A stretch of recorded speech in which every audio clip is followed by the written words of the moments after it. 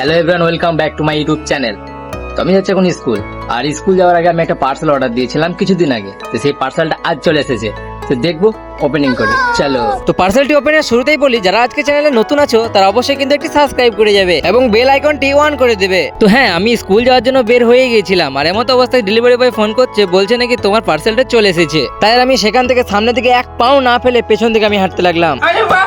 আর আজ তো এই পার্সেলের চক্করে পড়ে আমার একটা ট্রেনও মিস হয়ে গেল।